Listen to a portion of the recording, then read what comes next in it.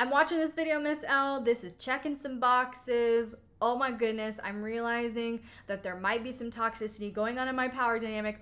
What do I do? How can I stop my submissive from treating me like this?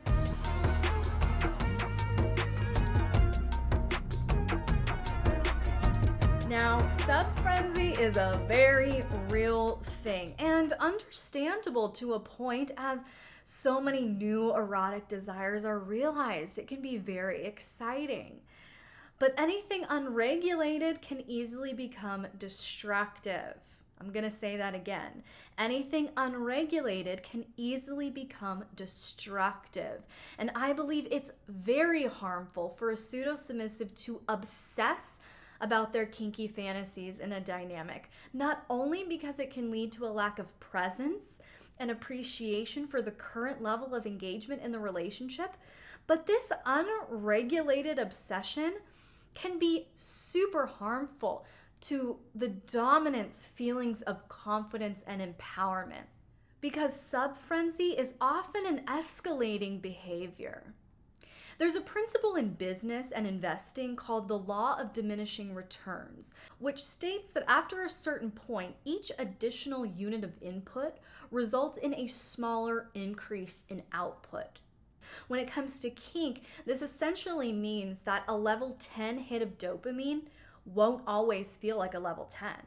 That first time that you were spanked, put over your dominant's knee, felt their bare hand on your flesh, woo, we may have gotten a level 10. But we do maintenance spankings every day for 6 months, it's not going to feel the same.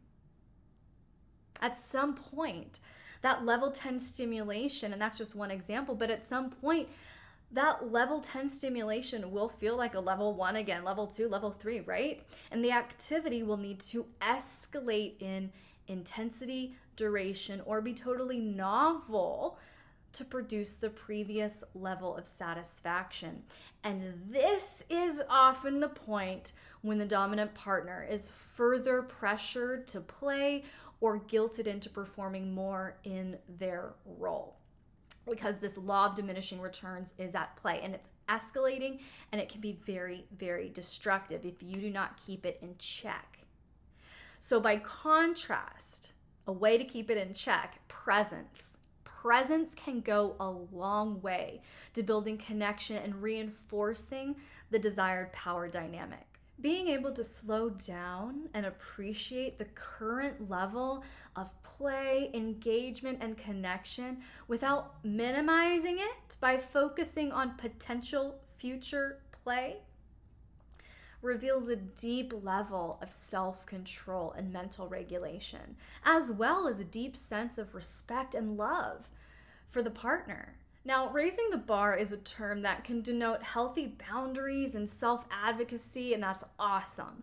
But it can also be used as a toxic strategy to weaponize shame for behavior modification. Whew! And I see this play out all too often with pseudo-submissives. Because they're more obsessed with play than they are their partner, they will subtly raise the bar for more play by using various strategies like hinting at their disappointment, their neediness, their lack of fulfillment. They may complain about not getting enough playtime or expressing disappointment when their partner doesn't fulfill their specific desires in order to pressure their partner into fulfilling other needs that they have, more play. Another strategy is to shame their partner into thinking they're not kinky enough. They're too vanilla.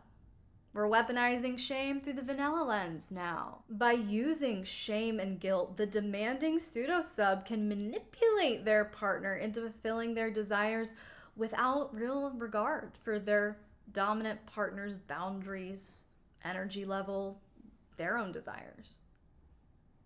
But from the purview of a healthy submissive, they honor their partner far above their desire for play. And as such, they're able to be present and appreciate the engagement they're currently receiving.